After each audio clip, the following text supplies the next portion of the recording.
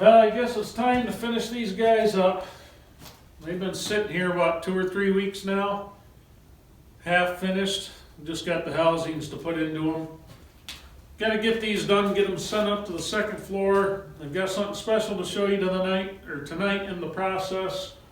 A little gift from a viewer in England, and kind of looking forward to trying these things out, and you guys will get to see it for the first time. As far as I know, this is the first time these have been used here in North America that I know of, and I think that he knows of, so we're going to give it a shot. But we're going to keep plugging, keep going. Of course, now all I want to do is, it's been so long since I forged anything, now all I want to do is forge something. It's terrible. But that's how the ADD mind, or whatever the heck you want to call it, works. You jump from one thing to the next all the time, never finishing anything. But we're going to try to get this guy done. Getting so close, I can taste it. So, and I've only said that for the last month here on camera. And I've been telling my wife that for the last year. She doesn't believe it yet, but hopefully she'll believe it when there's a roof on it. So anyway, stay tuned. We'll see you on the other side of it all.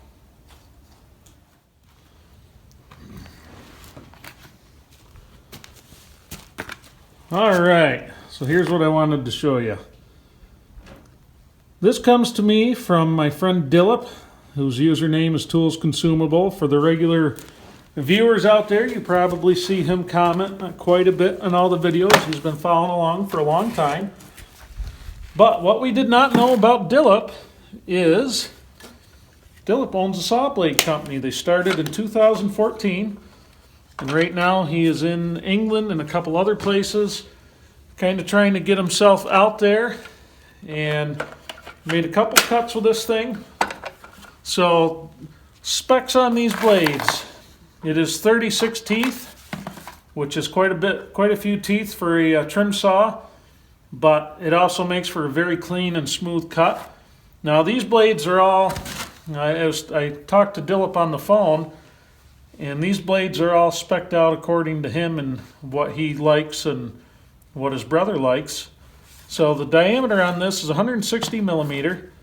The bore is 20 millimeters, so that's something for our use here in the States.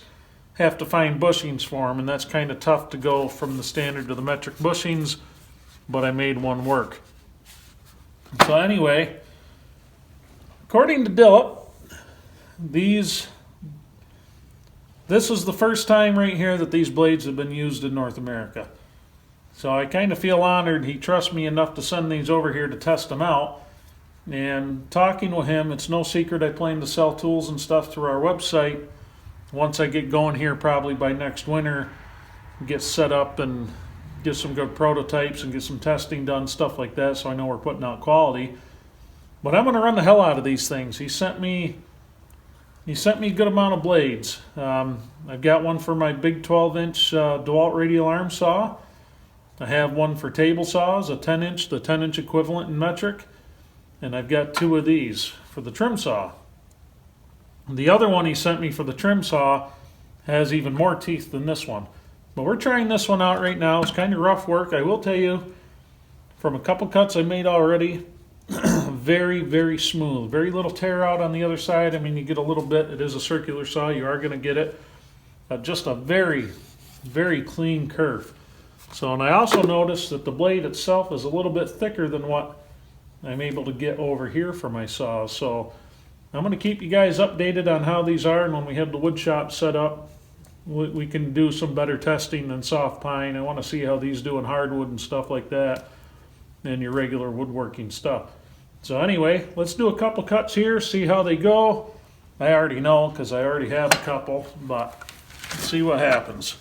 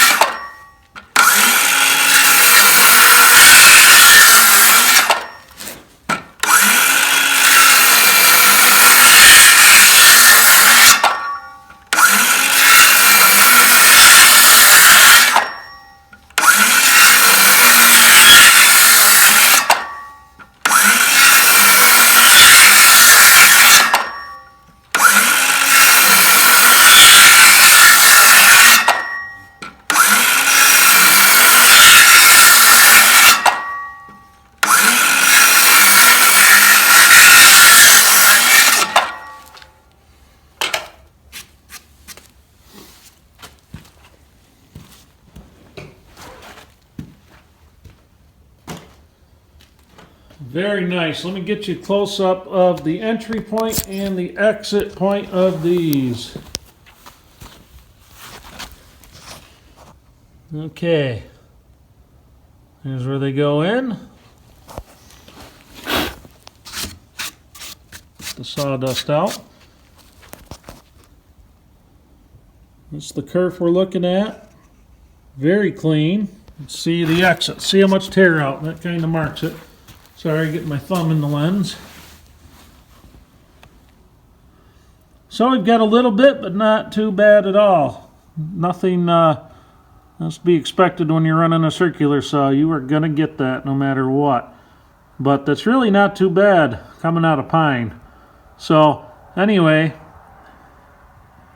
I will keep you guys posted on how these blades perform. And if they perform well, I'm going to pick them up and sell them through the website when we are to that point. But I'm not going to take on anything that does not perform well. But I tell you what, initial impression, especially when I unboxed them, my initial impression was they're a very beefy, heavy blade. So I kind of like that. The very smooth cutter too. I mean, we'll see how it does when it has a few hundred cuts under its belt. I want to see, we're going to torture test these things, and we'll do it on camera and kind of see how it goes. But anyway, we're going to get to cut and joinery. So you guys are going into time-lapse because we've done this so many times. Now, stay tuned.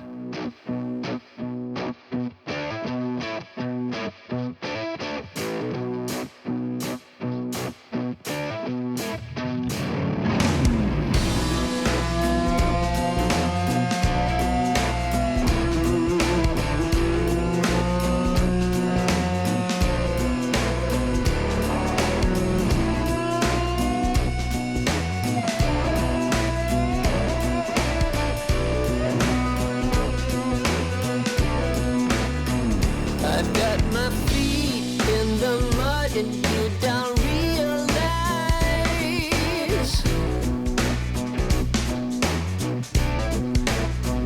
how with a walk down the alley you got me twice.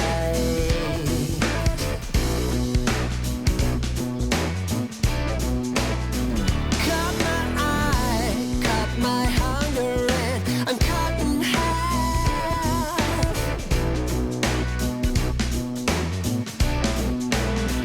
And now I'm stuck in the mud till you realize. Oh, I can see the light from the sky in the morning light.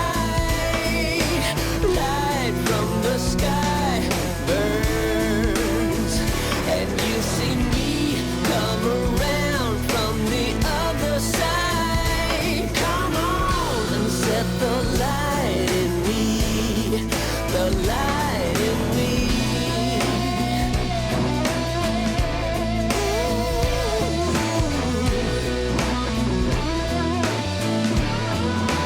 You ought to know I get pretty messed up in your sight. You know I'm already with you. Treat me right. No, I'm as steady as a shaking light. You know it's real. You know it's real. Can see the bright from the sky in the morning light. Light from the sky burns, and you see me come around from the other side. Come on and set the light in me, the light in me.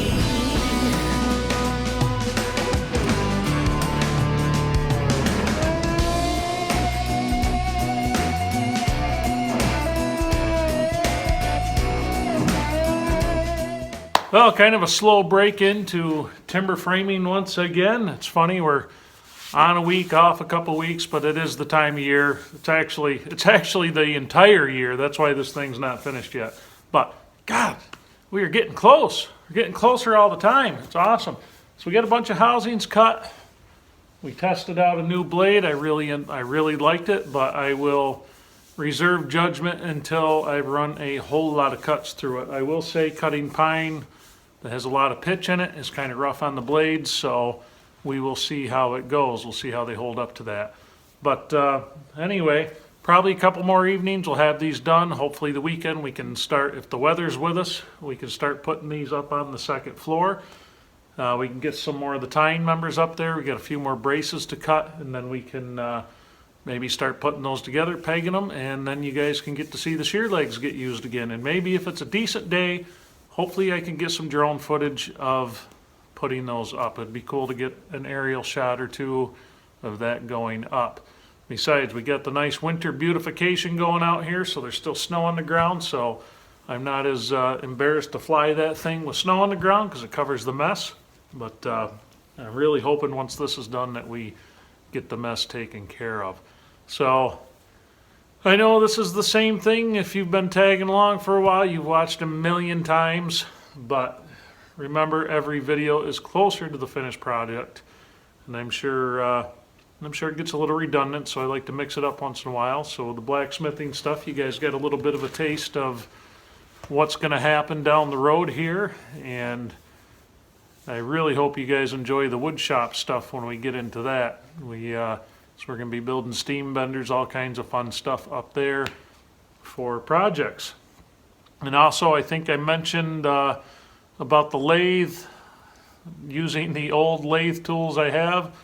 I'm actually looking forward to trying my hand at forging some new lathe tools, make some better stuff. And but we're gonna have all kinds of fun, folks. We're gonna have a lot of stuff coming up. This barn build, this timber frame is really, it's just kind of the beginning of the whole thing. And we've been going at this channel just over a year now, and pretty much it's been mostly barn. I think 127. This may make 128 videos on the barn build itself. So if you're new to the channel and you haven't seen those, go through the past. You can see it from just about the beginning. So I started filming this here a little ways into the project, so we missed out on a lot of the milling. But for those of you who have missed out on milling, remember we got a few logs here left to mill.